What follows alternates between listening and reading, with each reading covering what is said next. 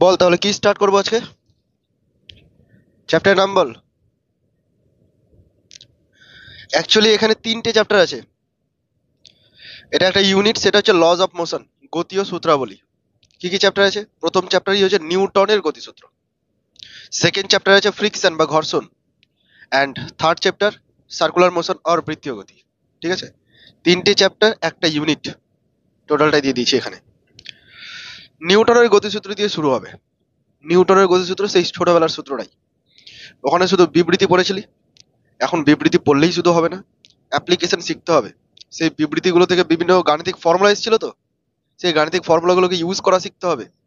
ঠিক আছে, তো অনেকটা ডাইভার্সিফাই হবে বিষয়গুলো দেখব। নিউটনের গতিসূত্র দেখ, নিউটনের শুধুমাত্র একটা সূত্র নেই এখানে। নিউটনের গতীয় সূত্র যেমন আছে, নিউটনের শীতলীকরণ সূত্র আছে, নিউটনের কত রকমের সূত্র আছে, পুরো ফিজিক্স জুড়ে শুধু নিউটনেরই সূত্র পাওয়া যাবে। ঠিক আছে, ওই জন্য নিউটন এত ফেমাস। তো যখনই নিউটনের সূত্র বলবো, শুধু নিউটনের সূত্র বলবো না, ও কি রিলেটেড সূত্র সেটা বলে দিতে হবে, না তো ওর কি একটা দুটো সূত্র, প্রচুর সূত্র। তাহলে আমাকে কি বলতে হবে? নিউটনের গতীয় সূত্রাবলী। ঠিক আছে, নিউটনের গতিসূত্র কতগুলো আছে? 3টে গতিসূত্র আছে, প্রথম, দ্বিতীয় আর তৃতীয়। তাই তো, হয়ে গেল গতিসূত্র। আর কি বলার দরকার আছে? দরকার আছে এরকম আর বলে দিস না যে নিউটনের গতিসূত্র 3টে কি কি, তুই বলি প্রথম সূত্র, দ্বিতীয় সূত্র আর তৃতীয় সূত্র। প্রথম সূত্রতে কি বলা হচ্ছে, কে বলবি বল দেখি, ছোটবেলার জিনিস বল।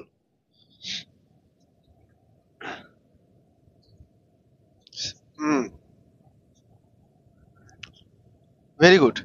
তাহলে নিউটনের প্রথম গতিসূত্র এরকম যে বাইরে থেকে যদি কোনো বস্তুর উপর বল প্রয়োগ করা না হয়, তাহলে সেই বস্তুটা যদি স্থির অবস্থায় থাকে তাহলে স্থির অবস্থাতেই থাকবে, আর যদি গতিশীল অবস্থায় থাকে তাহলে সারা জীবন সরল রেখা বরাবর সমবেগে চলতেই থাকবে, অভিমুখেরও পরিবর্তন হবে না। এটা হচ্ছে প্রথম গতিসূত্র। এটা তোরা কবে জানতে পেরেছিলি? ক্লাস 9-এ উঠে। বয়স কত ছিল? বয়স কত ছিল ক্লাস 9-এ তোদের? 13-14 এরকম, তাই তো? এই বয়সে জানতে পেরেছিলি। তোরা 2 থেকে 2.5 বছর বয়সে নিউটনের গতিসূত্র জেনে গেছিলি, নিউটন বলার আগেই। যখন তোদের 2 বছর বয়স ছিল, তখনই তোরা জানতি নিউটনের প্রথম গতিসূত্রটা অ্যাকচুয়ালি কি। দ্বিতীয় গতিসূত্রটা না জানলেও প্রথম সূত্রটা অ্যাটলিস্ট জানতি। 3 নম্বরটা জানতাম। 3 নম্বরটা ধীরে ধীরে জানতে পারলি যখন তোর সেন্স আসলো, ক্লাস 1-2-এ গেলি, যে আমাকে মারতে গেলে ওকেও মারতে হবে। তো এটা তৃতীয় সূত্রটা পরে জানতে পারলি। প্রথম সূত্র তুই 2 থেকে 2.5 বছর বয়সেই জানতে পেরে গেছিলি। যখন তোর 2 বছর বয়স ছিল, তোর সামনে কোনো একটা খেলনা রেখে দিল, যে হঠাৎ করে যদি সরিয়ে নেয়, তোর কিন্তু মানে মনের মধ্যে চলছিলই যে ওই খেলনাটা একা একা সরতে পারে না, তুই নিশ্চয়ই সরিয়েছে বা তোর গার্জেন নিশ্চয়ই সরিয়েছে, বাবা অথবা মা হয়তো সরিয়েছে। তুই কি করতি? বাবা মা মার পেছনে গিয়ে খুঁজতি, ওইদিকে হয়তো লুকিয়ে রেখেছে। মানে তুই জানতি যে ওই বস্তুটার উপর যদি কেউ বল প্রয়োগ না করে তাহলে ওই বস্তুটা ওখান থেকে সরবে না, তাই তো? কিন্তু তুই বিবৃতিটা জানতি না, হবু কারণ ভাষা জানতি না। কিন্তু এই নেচারের লটা তুই অলরেডি জানতি, মানে জন্মের পর থেকে তুই অটোমেটিক শিখে গেছিস, নিউটনের বলার প্রয়োজন নেই। কথাটাকে নিউটন নিজের মতো করে বিবৃতি করেছে, জাস্ট এইটুকুই। বোঝা গেল ব্যাপারটা? তাহলে নিউটনের প্রথম সূত্র নিয়ে কারো সমস্যা নেই, খুব সিম্পল। বাইরে থেকে বল প্রয়োগ না করলে স্থির বস্তু স্থিরই থাকবে, এবং গতিশীল বস্তু সরল রেখা বরাবর, ওয়ার্ডটা শুনবি, সরল রেখা বরাবর সমবেগে চলতে থাকবে সারা জীবন। ওকে, নিউটনের প্রথম সূত্র হয়ে গেল। নিউটনের দ্বিতীয় সূত্র, প্রথম সূত্র লেখার কোনো প্রয়োজন নেই, নিউটনের দ্বিতীয় সূত্র। দ্বিতীয় সূত্রটা কেউ একজন বল দেখি, কার মুখস্থ? মুখস্থ আছে? বল।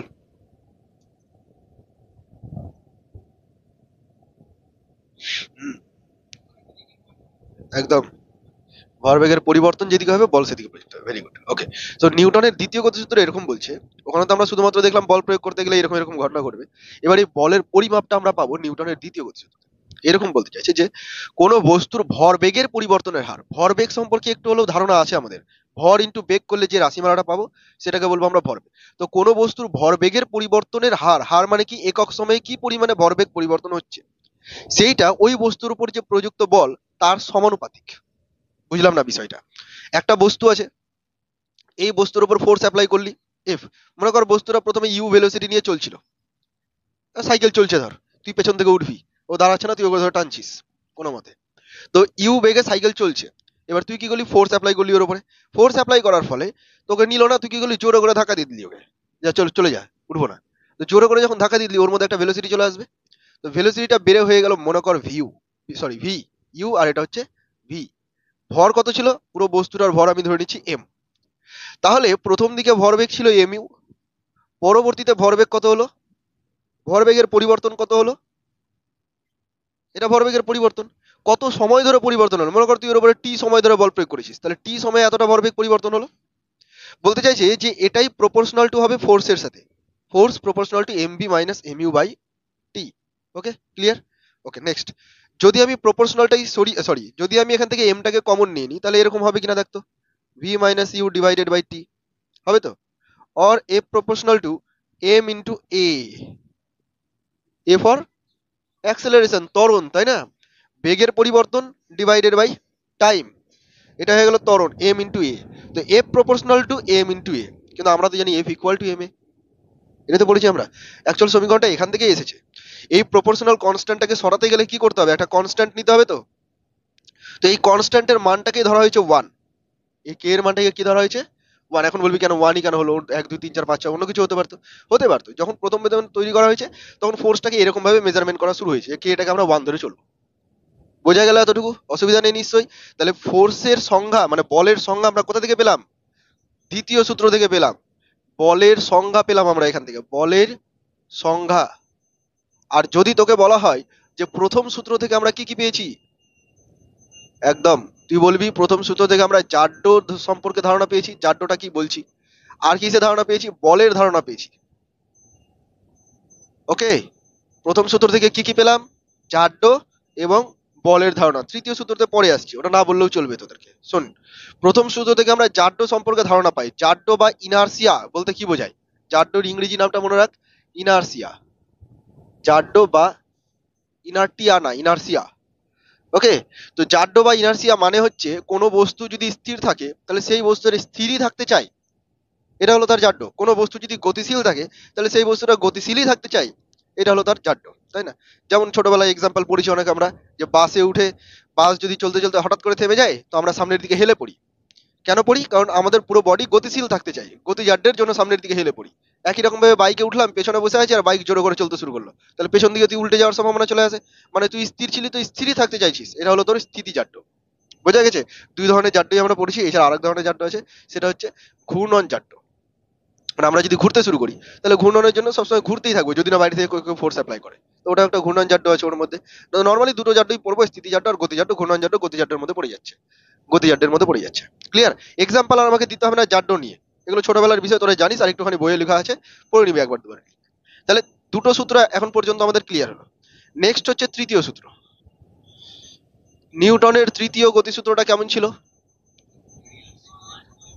তো এটা সারা জীবন ভোলা যাবে না, তাই তো? এটা একটা ভালো কাজ করে গেছে, এমন একটা সূত্র তৈরি করে গেছে 4-5টা ওয়ার্ড দিয়ে, যে এটা কোনোদিন ভোলা যাবে না।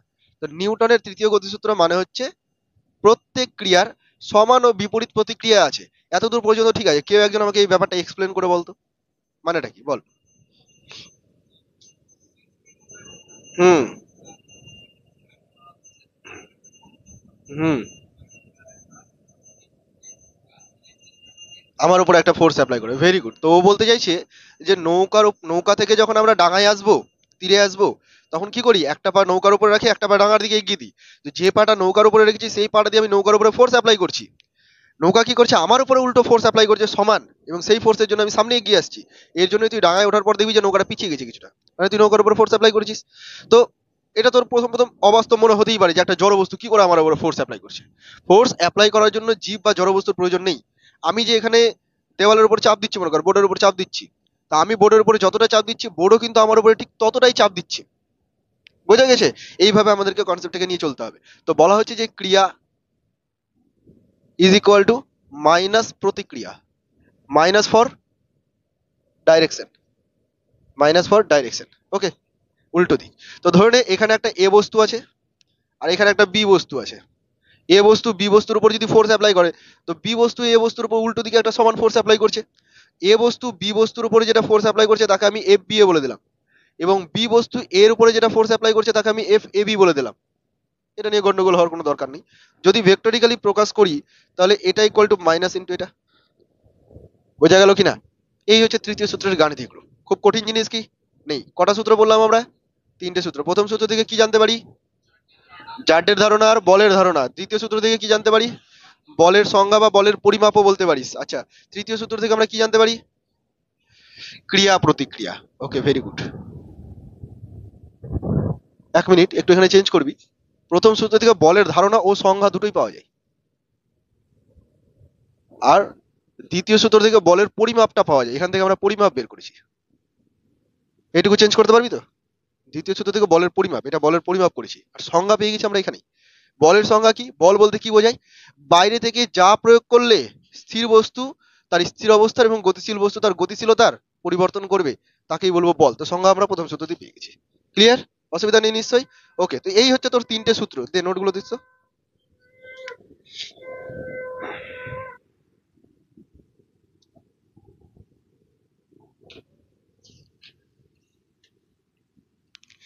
আচ্ছা, ভর এবং জাড্যের মধ্যে সম্পর্ক। ভর বলতে কি বোঝায় এবং জাড্য বলতে কি বোঝায়? ভর মানে হচ্ছে একটা পরিমাণ, পদার্থের পরিমাণ, তাই না? ধর এখানে আমি আছি কত কেজি, সাপোজ 70 কেজি, একটু বেশি বাড়িয়ে বলছি, আমি ধর 70 কেজি, আর এখানে আছে 170 কেজি। তো কার মধ্যে মেটেরিয়াল বেশি থাকবে? 170 কেজির মধ্যে। যদিও সবকিছু অর্গান একই, আমারও পাকস্থলী ওরও পাকস্থলী, আমারও হৃৎপিণ্ড ওরও হৃৎপিণ্ড, কিন্তু ম্যাটারটা ওর মধ্যে বেশি আছে, সেই জন্য 170 কেজি। বোঝা যাচ্ছে কিনা? তাহলে ভর মানে হচ্ছে পদার্থের পরিমাণ। বোঝা গেছে এতটুকু? জাড্য জিনিসটা কি? দেখ, জাড্য মানে হচ্ছে তার স্থির বা গতিশীল থাকার যে প্রবণতা। স্থির থাকলে স্থিরই থাকবো, গতিশীল থাকলে গতিশীলই থাকবো, তাই তো? তো এই প্রবণতাটাকে বলা হচ্ছে জাড্য। এবার তুই একটা কথা ভেবে দেখ, আমি স্থির অবস্থায় আছি, আর এখানে 170 কেজি, মানে বুঝতে পারছিস কার কথা বলছি, ও ধর স্থির অবস্থায় আছে। তুই এসে বল প্রয়োগ করবি, কাকে সহজে নড়িয়ে দিতে পারবি? আমাকে 70 কেজিকে বেশি সহজে নড়িয়ে 170 কেজিকে নড়ানোর জন্য ডবলেরও বেশি ফোর্স অ্যাপ্লাই করতে হবে। বুঝতে পারছিস? তার মানে আমার জাড্য ধর্মটাকে পরিবর্তন করার জন্য যতটা ফোর্স অ্যাপ্লাই করতে হচ্ছে, ওর জাড্যটাকে পরিবর্তন করার জন্য তার থেকে বেশি ফোর্স অ্যাপ্লাই করতে হচ্ছে। তার মানে জাড্যটাকে তুই ভর দিয়ে রিপ্লেস করতে পারিস, যে যার ভর যত বেশি হবে তার জাড্য তত বেশি হবে। সিম্পল লজিক, ভর আর জাড্যের মধ্যে সম্পর্ক। একই রকম ভাবে তুই মনে কর, একজন সাইকেল চালাচ্ছে আর একজন বাইক চালাচ্ছে, দুজনই মনে কর সেম স্পিডে চলছে, সেম স্পিডে দুজন চলছে, সাইকেল এবং বাইক। তুই কোনটাকে সহজে থামিয়ে দিবি? সাইকেলকে সহজে থামিয়ে দিবি, বাইককে থামানোর জন্য আরো বেশি বল। তার মানে দেখ, এখানে যার ভর বেশি হচ্ছে তাকে থামানোর জন্য আরো বেশি বল প্রয়োগ করতে হচ্ছে, তাই না? এখানে তুই একটা লরি ইমাজিন করতে গেলে ভেবে দেখ, 4-5 জন এসেও লরিকে থামাতে পারবি না, যদিও লরি স্লো স্লো স্লো হয়ে যাবে। ক্লিয়ার কথাটা? তার মানে জাড্য আর ভরের মধ্যে সম্পর্ক বোঝা গেল তো? ভর যত বেশি জাড্য তত বেশি, জাড্য আর ভর সমানুপাতিক। ওকে, সেই জন্য আমরা জাড্যকে ভর দিয়েই পরিমাপ করে থাকি। জাড্য তো একটা জাস্ট ক্যারেক্টারিস্টিক, একটা ধর্ম, এটা কোনো রাশিমালা নয়। তবে যদি পরিমাপ করতে হয় তাহলে আমরা এটাকে কি দিয়ে পরিমাপ করবো? ভর দিয়ে পরিমাপ করবো। অসুবিধা আছে বুঝতে? ওকে, নেক্সট একটা টার্ম, সেটা হচ্ছে ভরবেগ। যদিও ভরবেগ সম্পর্কে আমরা অলরেডি জানি। ভরবেগ মানে হচ্ছে কোনো বস্তুর শুধুমাত্র বেগটাই তার গতিপথের পরিবর্তনের উপর নির্ভর করে না, শুধুমাত্র ভরটাই তার গতিপথের পরিবর্তনের উপর নির্ভর করে না। ভর এবং বেগ দুজনের সমন্বয়ে একটা রাশি তৈরি হয়, যেই রাশিটা তার পরিবর্তনটাকে, মানে তার উপর এফেক্টটা ফেলতে পারে। যেমন বস্তুর ভর দিয়ে আমি তোদেরকে এক্সপ্লেন করলাম, একই রকম ভাবে তুই মনে কর দুটো সাইকেল আছে, দুজনেরই ভর সেম, দুজন একই বস্তুর উপর একই ব্যক্তি বসে আছে। এবার একটা চলছে 30 কিলোমিটার পার আওয়ারে, একটা চলছে 130 কিলোমিটার পার আওয়ারে। তাহলে তুই সহজে কাকে থামাতে পারবি? 30 কিলোমিটারকে। 130কে পারবি না সহজে থামাতে। তার মানে শুধুমাত্র ভরই এফেক্ট করছে না, গতিবেগটাই এফেক্ট করছে।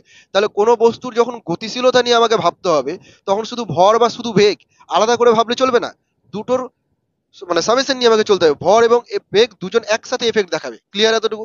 সেই জন্য একটা নতুন রাশিমালা তৈরি হলো, যার নাম হচ্ছে ভরবেগ, যাকে আমরা ইংরেজিতে বলে থাকি মোমেন্টাম। ভরবেগ বা মোমেন্টাম। ক্লিয়ার আমার কথা? ভরবেগকে রিপ্রেজেন্ট করা হয় এরকম ভাবে, বস্তুটার ভর ইনটু বস্তুটার বেগ। ওকে, যদি ভেক্টরিক্যালি রিপ্রেজেন্ট করতে হয় তাহলে P vector equal to M V vector. এটা ডট নয় কিন্তু, পি ভেক্টর ইকুয়াল টু কি?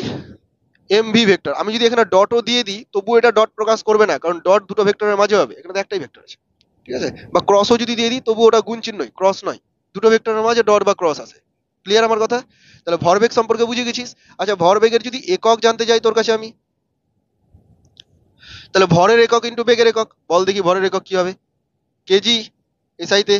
আর বেগের একক কি? Metre per second. কোন পদ্ধতি? SI. Gram centimetre per second. কোন পদ্ধতি? সিজিএস। ওকে, আর কি করা যেতে পারে? এখান থেকে মাত্রা বের করা যেতে পারে। নতুন নতুন রাশি জানতে পারলে আমরা কি করি? একক এবং মাত্রাগুলোকে বের করে নিই, তাই না? চল, মাত্রা কি হবে কে বলবি বল? পি এর মাত্রা ইজ ইকুয়াল টু এম এর মাত্রা ইন্টু ভি এর মাত্রা। এম এর মাত্রা কি রে? এম এর মাত্রা জাস্ট এম, ক্যাপিটাল এম, তাই তো? ওকে, আর ভি এর মাত্রা কি ছিল? L by T. Very good, L by T মানে স্মরণ বাই সময়। তাই তো লিখেছি আমি। So M L T inverse, এই হচ্ছে মাত্রা। মুখস্থ করতে হবে মাত্রাকে? একদমই নয়। ওকে, হয়ে গেল এগুলো। আচ্ছা, রিলেশন যদি এর মধ্যে জানতে চাই যে 1 কেজি মিটার পার সেকেন্ড আর 1 গ্রাম সেন্টিমিটার পার সেকেন্ড কত, তো আমি এখানে 1 লিখে দিলাম। এটাকে জাস্ট কনভার্ট কর। 1 কেজি কে বলে দে 1000 গ্রাম, 1 মিটার কে বলে দে 100 সেন্টিমিটার পার সেকেন্ড। সেকেন্ড তো আর চেঞ্জ করার দরকার নেই। তাহলে হয়ে গেল কত, 10⁵ গ্রাম সেন্টিমিটার পার সেকেন্ড। ওকে, তো যখন যেরকম ভাবে প্রয়োজন পড়বে আমরা করে নেব। এই পরিবর্তনটা লেখা নেই, লিখে নিস তো এককের পরিবর্তনটা, নোটেই লিখে নে।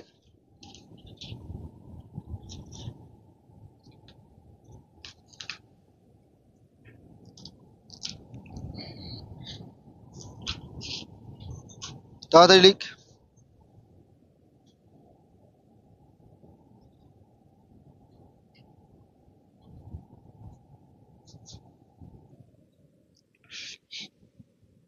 ওকে, এবার নেক্সট বলছি।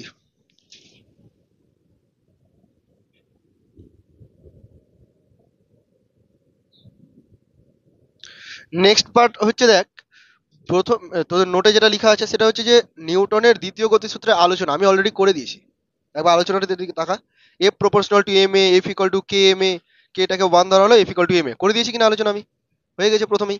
তো এই যে এফ ইকুয়াল টু এম এর রাশিমালাটা বেরালো, এখানে এই যে বল, এই বলের একককে নিয়ে আমরা আলোচনা করব। বলের একক নিয়ে আলোচনা করব। বলের দুটো একক তোরা জানিস তাই তো, এসআই একক আর সিজিএস একক। আমি এইরকম ভাবে ভাগ করবো না, আমি এইভাবে ভাগ করছি। একটাকে বললাম পরম একক, ভালো করে শোন কি বলতে চাইছি। আর একটাকে বললাম অভিকর্ষীয় একক। দু ধরনের একক হয়। তুই জানিস হচ্ছে পরম এককটা, পরম এককটাকে দুই ভাগে ভাগ করা হয়েছে, এসআই আর সিজিএস। এসআই পদ্ধতিতে কি একক রে? নিউটন। আর সিজিএস পদ্ধতিতে কি বলা হয়? ডাইন বানান DYN, যদি ই লিখে দিস তো ডাইনই হয়ে যাবে।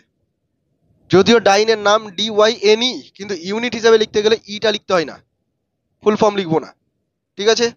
তুই যদি আবার নিউটনের নাম দিয়ে লিখিস তাহলে এরকম লিখতে পারিস, NEWTON, নিউটন, এটাও ইউনিট, তাহলে ফুল ফর্মে এরকম লিখতে হবে। আর শর্ট ফর্মে লিখলে ক্যাপিটাল এন লিখতে হবে। লেখার নিয়মগুলো বলে দিলাম, ভুল হয় এগুলো। আর তোদের তো এখন ধর ডেসক্রিপটিভ হচ্ছে না, সুতরাং এইসব ভুল করার কোনো প্রশ্ন আসছে না। ওকে, এবার এদের মধ্যে রিলেশন যদি বের করতে হয়, আমরা এটাও জানতাম রিলেশনটা, 1 নিউটন 10⁵ ডাইন, বের করাই যায় তাই না? ওকে, অভিকর্ষীয় এককটা আবার কি জিনিস? অভিকর্ষীয় একক হচ্ছে এইরকম ভাবে লেখা হয়, কেজি ওয়েট WT এবং গ্রাম ওয়েট। মানে বলতে চাইছে আমরা এখানে ওজনের রেসপেক্টে যদি প্রকাশ করি, আমার উপরে পৃথিবী কত ফোর্স অ্যাপ্লাই করছে, আমার ভর কত বলেছিলাম? 70 কেজি। তাহলে আমার উপরে পৃথিবী কত ফোর্স অ্যাপ্লাই করছে?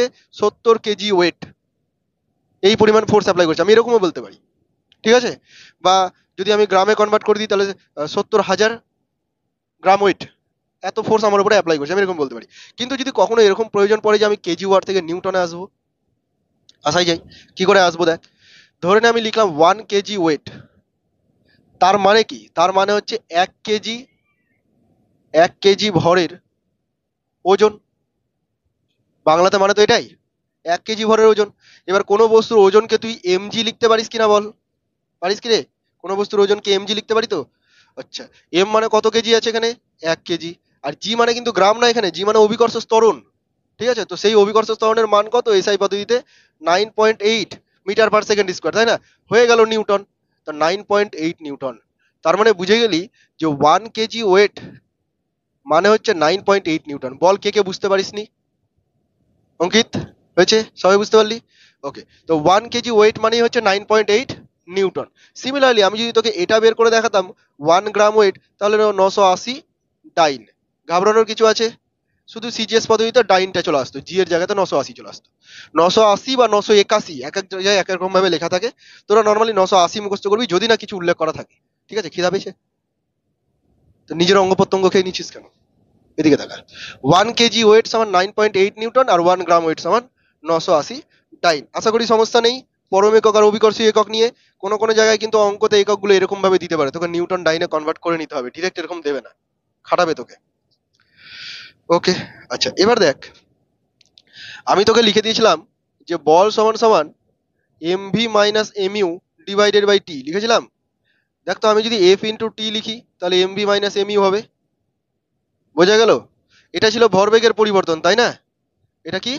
ভরবেগের পরিবর্তন। আমরা একটা নতুন টার্ম জানতে পারবো, সেটা হচ্ছে এফ ইন্টু টি, বল ইন্টু সময়। কোনো বস্তুর উপর আমি বল প্রয়োগ করছি, ধর তোকে ঠেলছি, নড়াতেই পারছি না, আমি ঠেলেই যাচ্ছি, কত ফোর্স অ্যাপ্লাই করছি? 10 নিউটন ফোর্স অ্যাপ্লাই করছি। কত সেকেন্ড ধরে? 5 সেকেন্ড ধরে অ্যাপ্লাই করলাম। তাহলে 10 × 5 কত হলো? 15, 50, 5×10 = 50। তো আমি তোর উপরে 50 ঘাত প্রয়োগ করলাম। কি প্রয়োগ করলাম? ঘাত প্রয়োগ করলাম। এটাকে বলা হয় বলের ঘাত। কি বলা হয় এটাকে? বলের ঘাত। এর সম্পর্কে ডিটেলস আমি বলছি আবার পরে, আপাতত এইটুকু জেনে রাখ। ফোর্স ইন্টু টাইম করলে কি পাওয়া যায়? বলের ঘাত পাওয়া যায়। ঠিক আছে, আরো একটা টার্ম আছে ঘাত বল। দেখ, দুটো নাম প্রায় একই, বলের ঘাত, ঘাত বল। একটু পরেই আমি এটা নিয়ে আলোচনা করছি। আচ্ছা, কখনো কখনো যদি এরকম আমাকে প্রমাণ করতে দেয় যে দ্বিতীয় সূত্র থেকে প্রথম সূত্রটাকে প্রমাণ করতে হবে, আমরা যে নিউটনের দ্বিতীয় গতিসূত্রটা জানতে পারলাম, সেখান থেকে না প্রথম সূত্রটাকে প্রমাণ করাই যায়। কি করে প্রমাণ করা যায়? দেখ, নিউটনের দ্বিতীয় সূত্র, গাণিতিক রূপটা কি ছিল বল?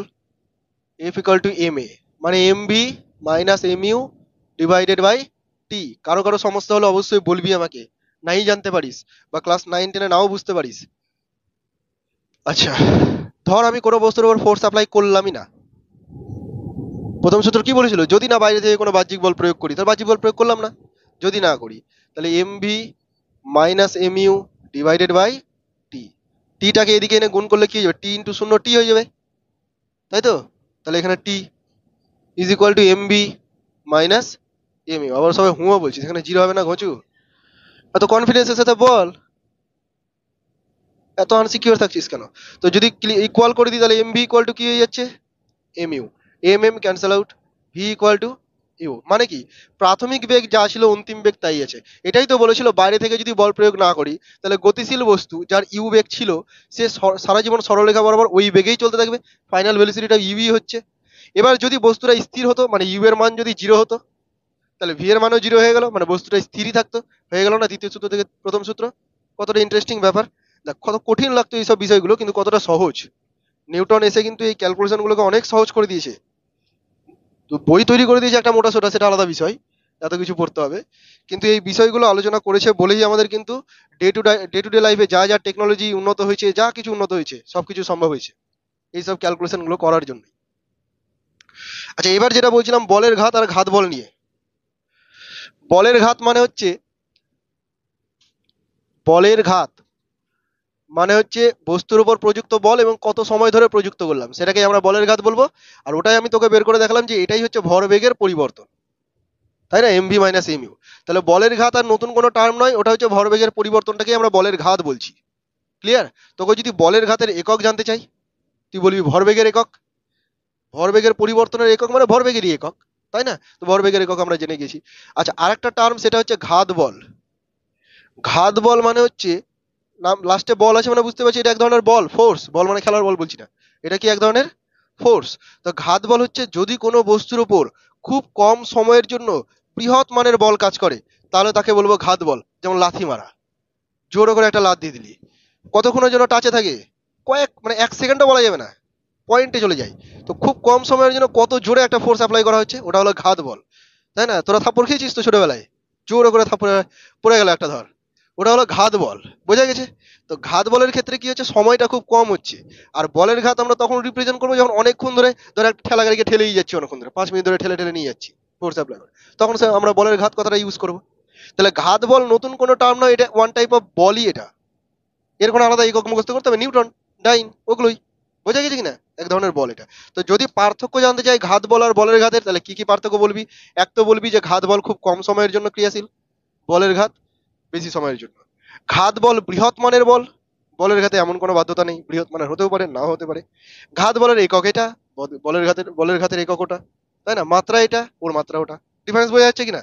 এরকম ভাবে বিভিন্ন রকম ডিফারেন্স তৈরি করা যাবে। তুই বলতে পারিস যে বলের ঘাত মানে ভরবেগের পরিবর্তনের হার, সরি, বলের ঘাত মানে ভরবেগের পরিবর্তন করে, আর ঘাত বল কি করে? বস্তুর মধ্যে ত্বরণ উৎপন্ন করে। বল মানে ত্বরণ উৎপন্ন করা। তাহলে এরকম ডিফারেন্স তৈরি করা যাবে। এগুলো লেখার কোনো দরকার নেই, এগুলো নিজের মাইন্ডেই চলে আসবে।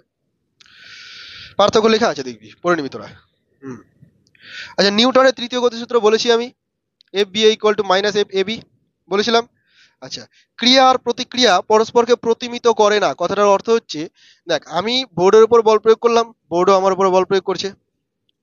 তাই না? তো দুজন যখন সমান সমান বল প্রয়োগ করবে তখন কেউ কোনো দিকে যাবে না তো, তাই তো? এবার মনে কর আমি এখানে দাঁড়িয়ে আছি, আর এখানে কে দাঁড়িয়ে আছে? 170 কেজি, তাই তো? এখানে 170 কেজি দাঁড়িয়ে আছে। এবার আমি 170 কেজিকে ঠেলছি, ও আমাকে ঠেলছে না, কিন্তু আমি যদি ওকে ঠেলি তাহলে আমি ওর উপরে যে পরিমাণ ফোর্স অ্যাপ্লাই করবো সেম পরিমাণ ফোর্স তো আমার উপরও কাজ করবে উল্টো দিকে। বুঝতে পারছিস ব্যাপারটা? তো আমি ওকে নড়াতে পারবো না ঠিকই, কিন্তু যদি নিচটা স্লিপ থাকে বা যদি নিচে ঘর্ষণটা ওরকম না থাকে তাহলে ওকে ফোর্স অ্যাপ্লাই করার জন্য কিন্তু আমি পিছিয়ে যাবো, হবে কি না? তাহলে এই জায়গাটা এমন কেন হলো? আমি ওর উপরে যা ফোর্স অ্যাপ্লাই করছি ও আমার উপরে সেম ফোর্স অ্যাপ্লাই করছে, তাহলে তো ক্যান্সেল আউট হয়ে যাওয়ার কথা, কোনো গতিশীলতাই থাকবে না, কারণ লব্ধি বল শূন্য। কিন্তু এমনটা কেন হচ্ছে, একজন চলে যাচ্ছে কেন? বা এখানে বাচ্চা ছেলেই আছে মনে কর একটা, এবার বাচ্চা ছেলেকে নিয়ে নিলাম, 7 কেজি, কেবল জন্ম নিয়েছে। কেবল জন্ম নিলে 7 কেজি হয় না, 2.5 কেজি হয়, 2 কেজি হয়, যাই একটু বড় হয়েছে 7 কেজি। ওকে ধর আমি ঠেলছি, যা পরিমাণ ফোর্স আমি ওর উপরে অ্যাপ্লাই করবো সেম পরিমাণ ফোর্স তো আমার উপরেও আসবে, কিন্তু নড়বে ওই, আমি নড়বো না। কেন এমনটা হচ্ছে? লব্ধি বল আসছে কেন? বুঝতে পারছিস কি? যদিও আমরা জানি ক্রিয়া প্রতিক্রিয়া সমান, তাহলে এমন ঘটনাটা কেন হচ্ছে? এরকমটা তো ভাবা দরকার আমাদেরকে। অ্যাকচুয়াল ব্যাপারটা হচ্ছে এইরকম। এই হলো বস্তু, বস্তুকে তুই যা খুশি তাই আঁকতে পারিস, এই হলো বস্তু। এই ফোর্স অ্যাপ্লাই করবে কে আছে? এটা কোনো পণ্ডিত আছে, ধর এরকম ভাবে ফোর্স অ্যাপ্লাই করছে, ঠিক আছে, ঠেলছে একে, এই দিকে ফোর্স অ্যাপ্লাই করছে, ক্লিয়ার? তো যখন এই এর উপরে ফোর্স অ্যাপ্লাই করবে, এফ এ বি পরিমাণ ফোর্স অ্যাপ্লাই করবে ধরে নিচ্ছি, তো এই বস্তুটা কি করবে, এর হাতের উপরে উল্টো দিকে F B A force apply করবে, ঠিক আছে? এই যে ফোর্স দুটো কাজ করছে এটা একটা বস্তুর উপরে কাজ করছে না, ভালো করে খেয়াল কর। আমি বস্তুর উপরে অ্যাপ্লাই করছি, বস্তু আমার উপরে অ্যাপ্লাই করছে। যদি এমন হতো যে এখানে একটা বস্তু রাখা আছে, তুই এদিক থেকে ঠেলছিস আরেকজন ওদিক থেকে ঠেলছে, তাহলে দুটো ফোর্স কিন্তু একটা অবজেক্টের উপর কাজ করছে, তখন ওটা কোনো দিকে যাবে না। বুঝতে পারলি ব্যাপারটা? এখানে একটা অবজেক্ট রাখা আছে, ওকে আমিও ঠেলছি, পিছন দিকে তুইও ঠেলছিস, এবার দুজন যদি সমান ফোর্স অ্যাপ্লাই করি তাহলে ও অবজেক্টটা কোনো দিকে যাবে না, মানে ওই একটা অবজেক্টের উপর দুদিক থেকে ফোর্স কাজ করছে। কিন্তু এখানে বিষয়টা কি হচ্ছে, এখানে একটা অবজেক্টের উপর দুটো ফোর্স কাজ করছে না, এই অবজেক্টের উপর এই দিকে ফোর্স হচ্ছে আর আমার উপরে ওই দিকে ফোর্স হচ্ছে। তাহলে তুই যদি শুধুমাত্র এই অবজেক্টটার কথা ভাবিস, এই বস্তুটার কথা ভাবিস, তাহলে বস্তুটার উপর একটাই ফোর্স আছে, সেটা হচ্ছে এফ এ বি, যেটা ওকে ওদিকে নিয়ে যাওয়ার জন্য মানে কাজ করছে। এবার যদি বস্তুটার জাড্য ওরকম কম হয় তাহলে এটা সরে যাবে, আর যদি জাড্য বেশি হয় তাহলে সরবে না। বোঝা গেল ব্যাপারটা? সিমিলারলি আমার উপরে ফোর্স কিন্তু একটাই কাজ করছে, তো একটা ফোর্সের জন্য তো আমি গতিশীল হবই। আমার যদি জাড্য কম হয় তাহলে আমি গতিশীল হয়ে গেলাম, আমার যদি জাড্য বেশি হয় তাহলে আমি গতিশীল হলাম না। বুঝতে পারলি ক্রিয়া আর প্রতিক্রিয়া পরস্পরকে কেন প্রতিমিত করে না? কারণ একই বস্তুর উপর তো কাজ করে না। প্রতিমিত তখনই করবে যখন তারা একটাই বস্তুর উপর কাজ করবে। বোঝা গেছে বিষয় এবার? অসুবিধা নেই তো? ওকে, তাহলে একটা বৈশিষ্ট্য হতে পারে কিন্তু এটা। নিচের কোনটি সঠিক বা কোনটি ভুল দিয়ে এই ধরনের অপশন গুলোকে তৈরি করে দিল। এবার তোদেরকে লিফটে উঠাবো, এখন তোদের মনে হতে পারে লিফট কোথা থেকে চলে আসলো এখানে? লিফটে উঠেছিস কে কে? যারা উঠিসনি চলে যাবি মালদাতে, নার্সিং হোম গুলো আছে, একবার উঠে অন্তত চলে আসবি, বা শপিং মলে চলে যাবি।